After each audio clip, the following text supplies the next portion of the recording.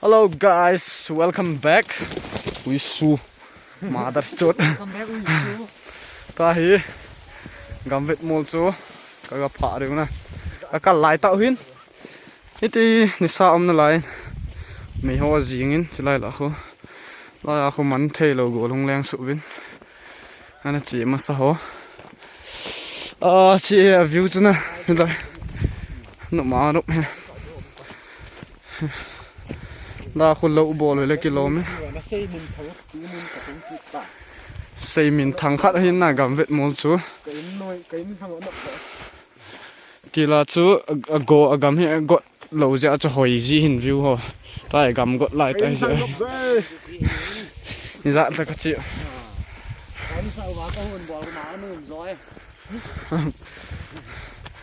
ít câu tàu bể đi vậy chú coi tao step xiêm mấy tay thì là tao xiêm lâu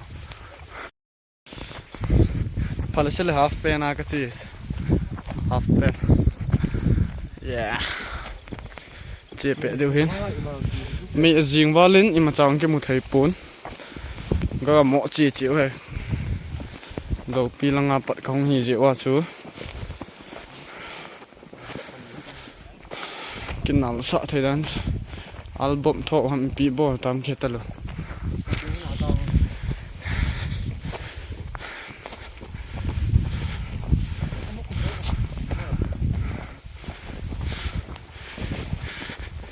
chạy không cần điều hè henu ni thum li nga gu sagi get go som around 150 là không mấy thế step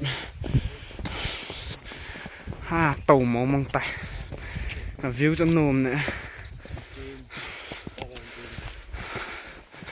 nung ai bro nung ai bro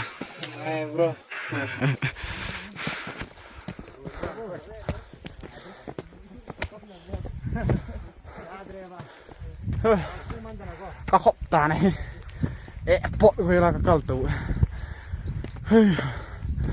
là cross cái tung kia em yêu ai vậy chứ cross cái tung mấy thế hoa là lại cái tung đinh này sao lim kia là kia lên này dừng cả nẹt cả ngài guys 4K view hết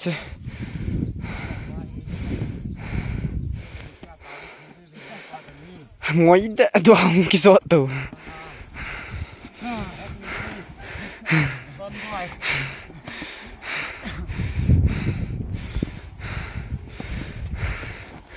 ui let's run guys sẽ bay cái hải lụt thì ngại bị thôi mà gạ sạch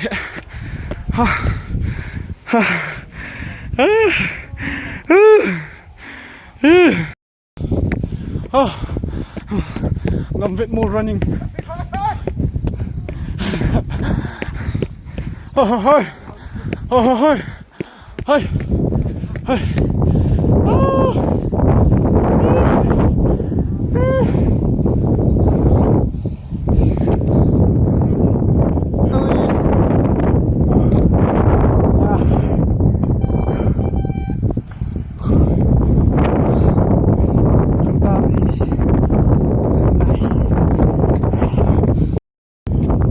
Guys, tôi còn photoshoot cái này hiện na, cái limong sẽ còn coi đinh ở bên lẽ.